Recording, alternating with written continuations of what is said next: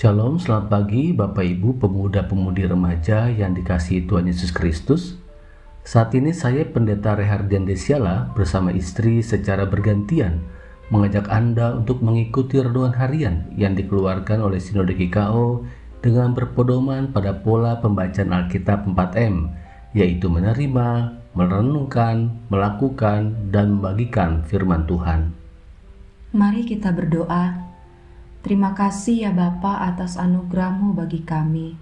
Mengawali aktivitas kami di hari ini, kami hendak merenungkan firman Tuhan. Kiranya kebenaran firman Tuhan hari ini memberikan kami inspirasi dalam menjalani setiap tugas dan tanggung jawab kami sepanjang hari ini. Dalam nama Tuhan Yesus. Amin. Hari ini Senin 14 Maret 2022, tema renungan kita adalah komitmen memberitakan Injil, terambil dari Kisah Para Rasul 8 ayat 4-6. Demikian firman Tuhan. Mereka yang tersebar itu menjelajahi seluruh negeri itu sambil memberitakan Injil. Filipus pergi ke suatu kota di Samaria dan memberitakan Mesias kepada orang-orang di situ. Ketika orang banyak itu mendengar pemberitaan Filipus dan melihat tanda-tanda yang diadakannya, mereka semua dengan bulat hati menerima apa yang diberitakannya itu. Amin. Mari kita menggali ayat bacaan kita dengan pertanyaan berikut ini. Pada ayat yang keempat, apakah yang dilakukan jemaat di Yerusalem ketika mereka tersebar menjelajahi seluruh negeri itu? Mereka tersebar sambil memberitakan Injil. Iman mereka sungguh luar biasa sekali. Meskipun jemaat di Yerusalem dalam keadaan terancam, hal itu tidak menyurutkan semangat mereka untuk memberitakan Injil. Kalau zaman sekarang ada orang Kristen ketika berada pada posisi terancam nyawanya dan ekonominya, atau karena alasan cinta mereka bisa berhenti mengikut Yesus atau pindah agama, atau berhenti memberitakan Injil, atau berhenti berdoa dan beribadah. Mengapa jemaat di Yerusalem berbeda responnya? Karena bagi jemaat di Yerusalem, Injil itu adalah kekuatan Allah yang telah menyelamatkan mereka. Karena bagi mereka, nama Yesus itu sudah final sebagai Tuhan dan Juru Selamat.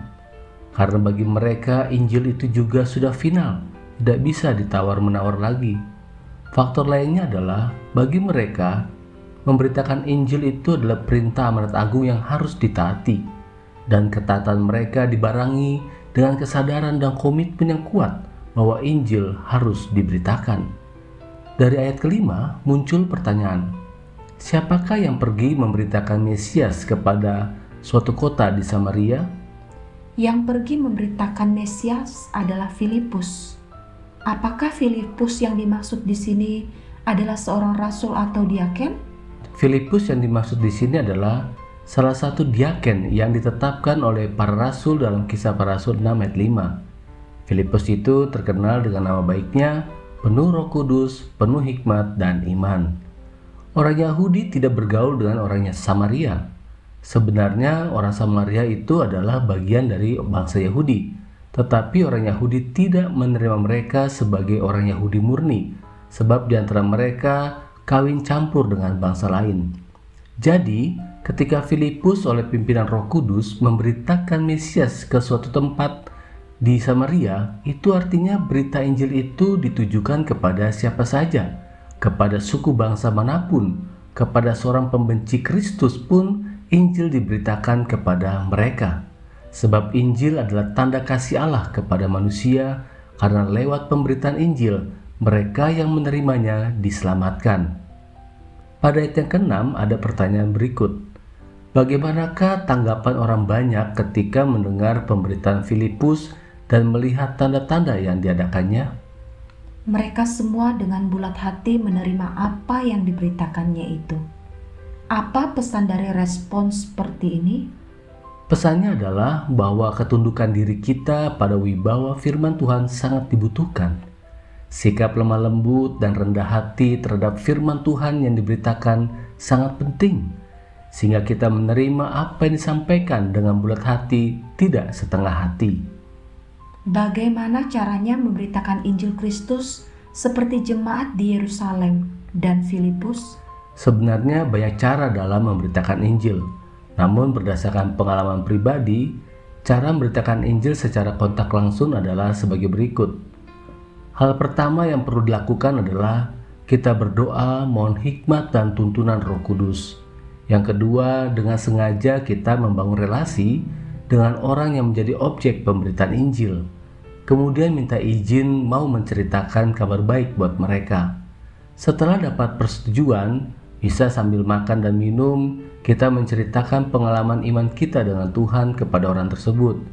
Misalnya bagaimana kuasa Tuhan dan firman-Nya menguatkan dan menyembuhkan kita, atau bagaimana kuasa firman Tuhan mengubah hidup kita. Atau kita bisa juga menggunakan peristiwa bencana alam atau pandemi seperti ini untuk dijadikan pintu masuk Injil keselamatan disampaikan. Atau bisa juga menjadikan masalah rumah tangga orang tersebut sebagai kesempatan kabar baik diberitakan. Namun ujung dari percakapan tersebut adalah ajak mereka terima Yesus Kristus sebagai Tuhan dan Juru Selamat pribadinya. Di sisi lain, kita juga harus siapkan diri kita ketika kita ditolak ketika hendak memberitakan Injil. Apa yang menjadi komitmen kita hari ini? Pertama, memiliki pengetahuan akan firman Tuhan dan pengalaman iman atau perjumpaan yang real dengan Tuhan dan firman-Nya. Kedua, hidup dipimpin Roh Kudus yang menggerakkan kita pergi memberitakan Injil Kristus. Ketiga, miliki ketaatan, kesadaran, dan komitmen yang kuat untuk memberitakan Injil. Amin. Kiranya Roh Kudus menolong kita mewujudkannya. Mari kita bagikan kebenaran ini kepada anggota keluarga, anggota komsel, jemaat, teman, agar mereka memberi diri menjadi saksi Kristus. Kita berdoa. Bapa, dalam nama Tuhan Yesus, mampukan kami ya Tuhan untuk melakukan firman Tuhan dan uraian singkatnya di hari ini. Berkati setiap orang dimanapun mereka berada yang mendengarkan renungan hari ini. Yang sakit Tuhan tolong sembuhkan, yang mengalami krisis ekonomi Tuhan tolong pulihkan perekonomian mereka, dan berkatilah usaha mereka. Yang sedang takut dan khawatir Tuhan tolong pulihkan dan berkati mereka. Kiranya perjumpaan mereka dan kuasa-Mu ya Tuhan dapat diceritakan kepada sesama. Dalam nama Tuhan Yesus Kristus. Amin.